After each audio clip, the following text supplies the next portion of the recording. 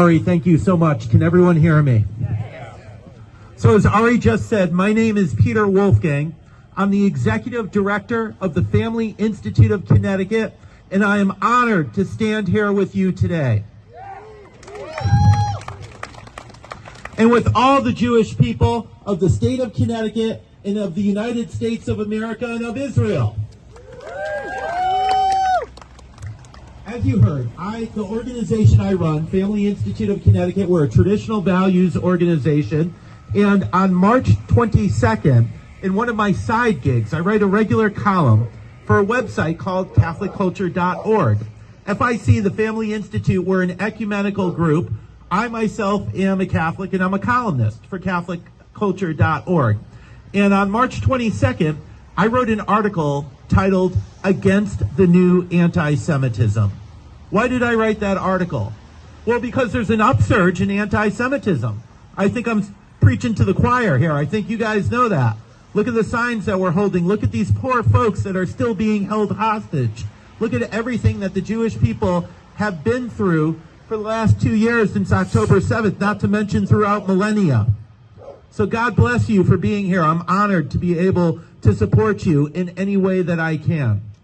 So I wrote that article because of the upsurge in anti-Semitism that we're seeing across the spectrum, on the political left, on the political right, within my own Catholic faith. That's why I wanted to write that article.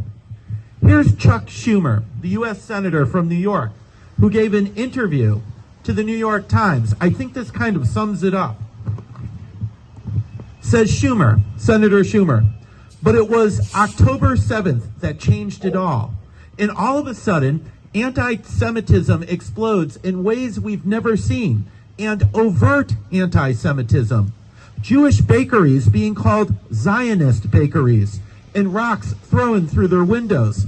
People who wore yarmulkes or Jewish stars being screamed at, vilified, even punched.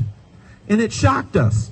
For the first time, Jews I know started saying, "Oh God, maybe it could happen here. Oh God, maybe it could happen here." That's why I wrote that article. Because, oh God, maybe it can happen here. And maybe in some ways it is beginning to happen here, which is why we all have to stand up, Jew and non-Jew alike, against it. You know, it's okay to disagree with this or that Israeli policy. It's okay to be pro-Netanyahu or anti-Netanyahu, what have you. It's not okay to excuse the atrocities of October 7th. It's not okay to use the Israel-Hamas war as a cover for your anti-Semitism, or to want to wipe out a nation of 7 million Jews off the map. So just as Schumer called out, you know, Schumer is a gentleman who's on the other side of me politically, just as Schumer called out the left, I wanted to call out the anti-Semitism that I see on the right, and even within my own household of faith, the Catholic Church, with some of the folks that we see on Twitter and so forth. So I called out the right, and, you know, look, I stand with the Second Vatican Council, I stand with Pope St. John Paul II, I stand with all the progress that has been made in the last 80 years or so since the Second World War in favor of Catholic-Jewish friendship, and I wanted people to know that.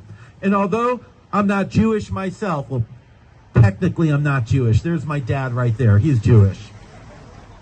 I stand with you. I stand with Israel, and I stand with the purpose of this walk today. Bring the hostages home.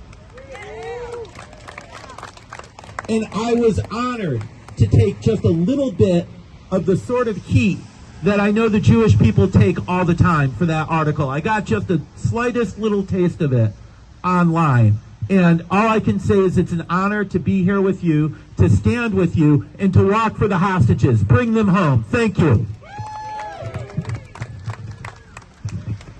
One more round of applause for Peter. Thank you for everything you've done.